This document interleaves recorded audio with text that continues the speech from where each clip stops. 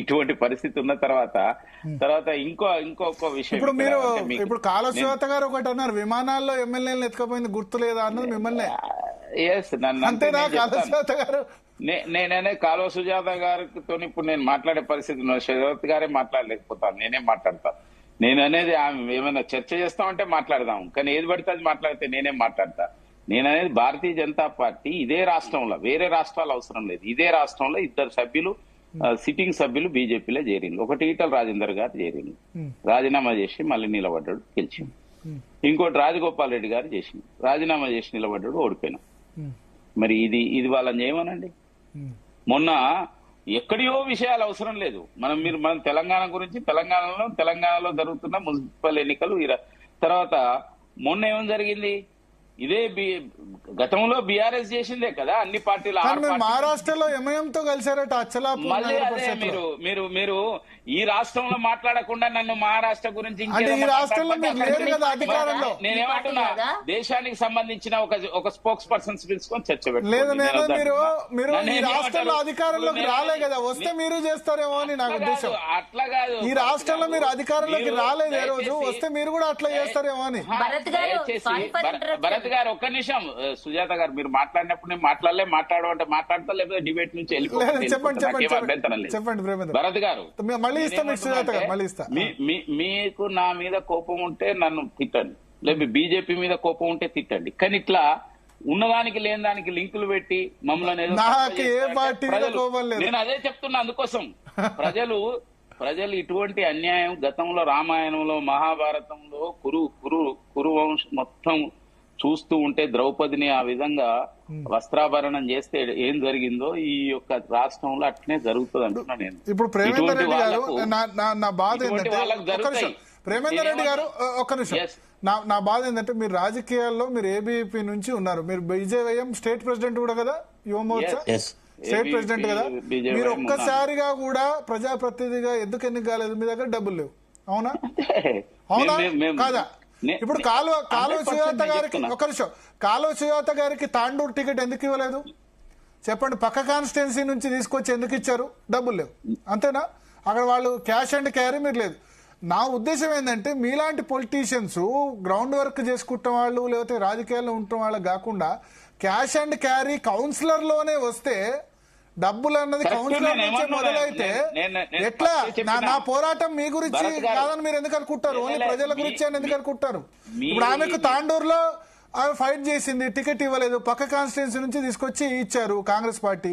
మీకు మీ పార్టీలో అన్యాయం జరగట్లేదా? ఎమ్మెల్సీ సరే మీరు పోటీ చేశారు, కానీ ఎమ్మెల్సీలో కూడా ఓటుకింత అని మంచి పెట్టారు కదా. గ్రాడ్యుయేట్లు కూడా డబ్బులు తీసుకున్నారు కదా, 2000 ఓటుకు 1000, 2000, 3000 ఓటుకు 3000 తీసుకున్నారు కాబట్టి ఓడిపోయినారు మీరు. నేను అందుకోసమే ఈ చర్చ మీరు ఈ చర్చ ఎవరి గురించో కాదు, ఈ చర్చ ఎవరి గురించో కాదు. హానెస్ట్ గా నీట్ గా పాలిటిక్స్ చేస్తున్న వాళ్ళు లేకపోతే, కౌన్సిలర్ నుంచే కరప్షన్ మొదలైతే 3250 రూపాయలు జీతం వచ్చే కౌన్సిలర్ కోసం లక్షల రూపాయలు ఖర్చు పెడితే ఎక్కడికి పోతుంది అన్నది ఉద్దేశం. మీరు పార్టీల గురించి మీరు ఆలోచిస్తున్నారు, మీరు బీజేపీని డిఫెండ్ చేసుడు, ఆమె కాంగ్రెస్ డిఫెండ్ చేసుడు కాదు. చర్చ రాజకీయ నేతలు, హానెస్ట్ పొలిటీషియన్స్ ఎక్కడికి పోవాలి? నేను అనేది మీరు ఈ చర్చ తీసుకోవడమే మంచిగా తీసుకున్నారు, మీరు బాగా ఆలోచిస్తున్నారు. ఇప్పుడు అరుణ్ జైట్లీ రాజకీయాల్లో ఒక్కసారి ఎంపీ కాలే, మన్మోహన్ సింగ్ గెలవలే ప్రత్యక్ష రాజకీయాల్లో, అవునా? బీజేపీలో క్లీన్.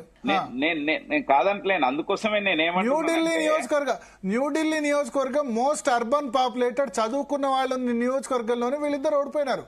అరుణ్ జైట్లీ కంటే గొప్ప పొలిటీషియన్ ఎవరు? మన్మోహన్ సింగ్ అంటే ఎవరు? వీళ్ళిద్దరు న్యూఢిల్లీ నియోజకవర్గంలో ఓడిపోయినారు, దేశంలో అత్యంత చదువుకున్న వాళ్ళ దానిలో.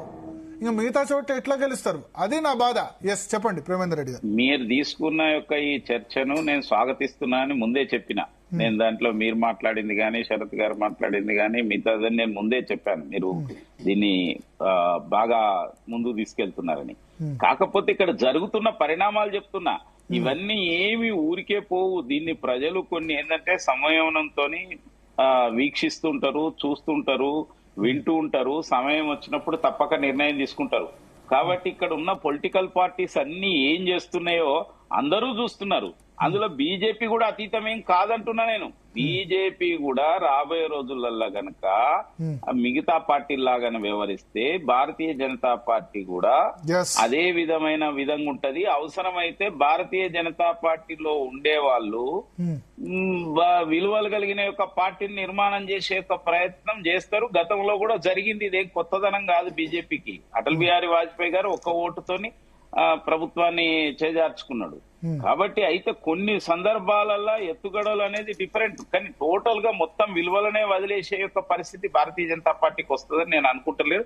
వచ్చినాడు అందరం అందులో నన్ను మించిన వాళ్ళు ఎంతో మంది ఉన్నారు అటువంటి విషయాలను ఒప్పుకోని వాళ్ళు. కాబట్టి మనం అందుకోసం వెయిట్ అండ్ సీ. ఒక్కసారి సత్యవతి రాథోడ్ గారు జాయిన్ అయ్యారు బీఆర్ఎస్ నుంచి. ఒక్కసారి నన్ను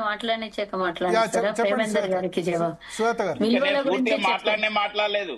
అసలు నేను సుజాత గారి విషయంలో నేను మాట్లాడలేదు. వారు ఈవీఎంలు బ్యాలెట్ దేశంలో జరిగినాయి. నేను ఒక్కటే ముచ్చట చెప్పిన కదా ఇక్కడ. సుజాత గారు ఒక్క మాట నేను అన్నదంతా ఏకీభవిస్తారా? డబ్బు రాజకీయాల వల్లే కదా మీకు టికెట్ రాంది. యాక్సెప్ట్ చేస్తారా చేయరా? ఇప్పుడు ఆఫ్లైన్ లో మాట్లాడుకుందాం.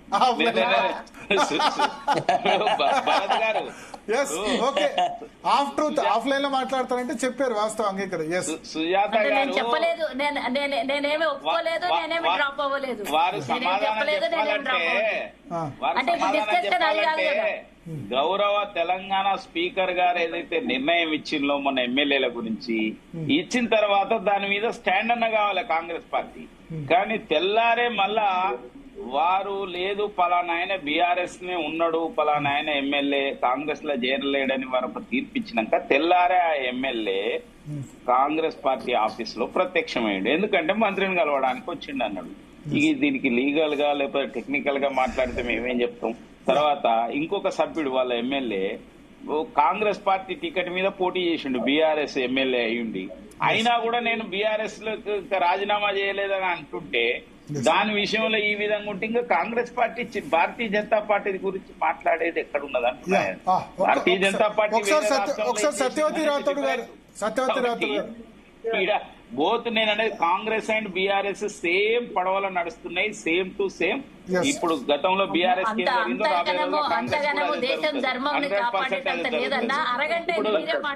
మీరు సుజాత గారు దయచేసి వారు శరత్ గారు అన్నది వాస్తవం. మీరు ఆ కార్పొరేషన్ సీట్ల కూర్చొని మీరు మాట్లాడితే ఇక మేము వారు మాట్లాడింది కాబట్టి నేను అవసరం లేదు, ప్రజలందరూ వింటున్నారు. మీరు